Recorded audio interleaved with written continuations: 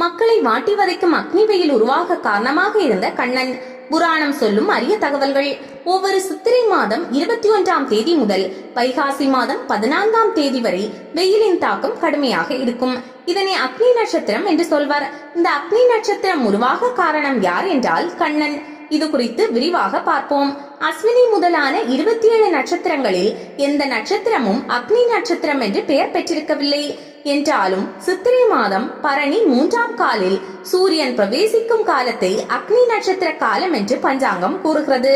பொதுவாக சூரியன் ராசி மண்டலத்தில் சஞ்சரிக்கும் பாதையில் முதல் 4 மாதங்கள் பூமிக்கு அருகில் இருந்தவாறு பயணப்படும்.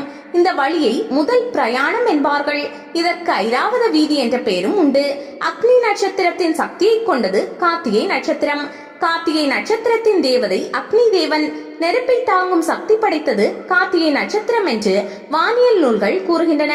இந்த அக்னி நட்சத்திரம் குறித்து புராணத்தில் கூறப்படும் சுவாரஸ்யமான ஒரு சம்பவத்தை பார்ப்போம். யமுனை ஆற்றங்கரைக்கு அருகில் உள்ள காட்டின் பெயர் காண்டவ வனம். இந்த காட்டிற்குள் அரிய மூலிகை செடிகள் இருப்பதால் அதன் மனம் ஆற்றங்கரைக்கு வருபவர்களை கவரும். இந்திரனின் காவலில் உள்ள அந்த வனத்தில் அரிய மூலிகைகள் செழித்து வளர அவ்வப்போது மழை பெய்ய செய்தான் மலையின் அதிபதியான இந்திரன்.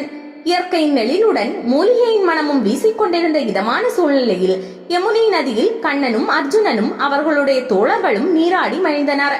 பின்னர் அவர்கள் கரையேறும் போது ஓர் அந்தணர் வந்தார். அவர் கண்ணனையும் அர்ஜுனனையும் பார்த்து, உங்களை பார்த்தால் கருணை மிக்கவர்களாக தெரிகிறீர்கள். எனக்கு அதிக பசி. என் பசிக்கு உங்களால் தான் உதவ முடியும். இந்த வனத்தில் என் பசி பிணியத்திற்கும் மருந்து உள்ளது. நான் இந்த வனத்திற்குள் பிரவேசிக்க நீங்கள் உதவி செய்ய வேண்டும் என்று வேண்டினார்.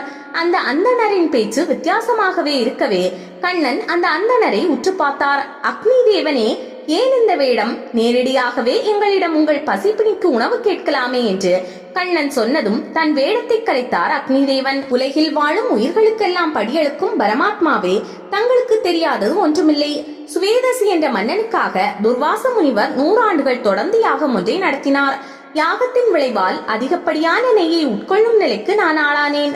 அதனால் மந்த நோய் என்னை தாக்கிவிட்டது. அந்த மந்த நோய் நீங்குவதற்கு தகுந்த மூலிகை செடிகள் இந்த வனத்தில் நிறைந்துள்ளன. இங்குள்ள அரிய மூலிகைகளை நான் கபலீகரம் செய்தால் என் பிணி தீரும் என்றான். அதற்கு எங்கள் தயவை ஏன் நாடுகிறீர்கள் என்றான் அர்ஜுனன். நான் இந்த வனத்திற்குள் பிரவேசிக்க முயற்சிக்கும் பொழுதெல்லாம் இந்திரன் மழையை பெய்ய மேகங்களுக்கு உத்தரவிட்டு என் தீநாக்குகளை அணைத்து என் முயற்சியை தடுத்து விடுகிறான் என்றான். உங்களுக்கு அர்ஜுனன் உதவி செய்வார் என்றார் கண்ணன். அக்னி தேவனே, நாங்கள் உனக்கு உதவுகிறோம். ஆனால் ஒரு நிபந்தனை. இந்த உதவிக்கு உபகாரமாக வில்லும் அம்பாரா தூணியும் அம்புகளும் வேண்டும். ஏனென்றால் நாங்கள் இங்கு நீராடதான் வந்தோம். எனவே இந்திரன் மழை பெய்வித்தால் தடுப்பதற்கு வில்லும் அம்புகளும் தேவை என்றான் அர்ஜுனன். உடனே அர்ஜுனனுக்காக சக்திமிக்க காண்டீப வில், அம்புகள், அம்பரா தூணி என எல்லாவற்றையும் தந்தான் அக்னி பகவான். அப்பொழுது கண்ணன், அக்னி தேவனே, உன் பிணியை தீர்த்துக் கொள்வதற்காக 21 நாட்கள் மட்டும் இந்த காற்றுக்குள் பிரவேசிக்கலாம். அந்த சமயத்தில் இந்திரன் மழை பொழியாமல் பார்த்துக் கொள்கிறோம் என்றார். அக்னி தேவன் வனத்திற்குள் பிரவேசித்து வனத்தை எரிக்கத் தொடங்கினான். இதை கண்ட இந்திரன் மழை பெய்விக்க காலமேகத்திற்கு உத்தரவிட்டான். மேகங்கள் கூட்டம் கூட்டமாக வானில் வருவதை கண்ட கண்ணன் அர்ஜுனனை பார்த்து, அர்ஜுனன் அந்த வனத்தில் மழை பொழியாமல் இருக்க சரக்கூடு ஒன்றை தன்னிடம் உள்ள அம்புகளால் கட்டி தடுத்தான். அக்னியும் முதல் 7 நாட்கள் வேகமாக தன் பசிக்கு வனத்தில் உள்ள மூலிகை பகுதிக்குள் நுழைகரம் செய்தான்.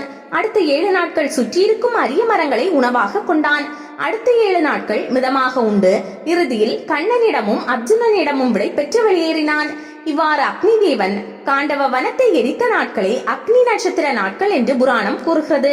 இந்த அக்னி நட்சத்திர நாட்களில் என்ன செய்யலாம், எதை செய்யக்கூடாது என்று சாஸ்திரம் சொல்கிறது.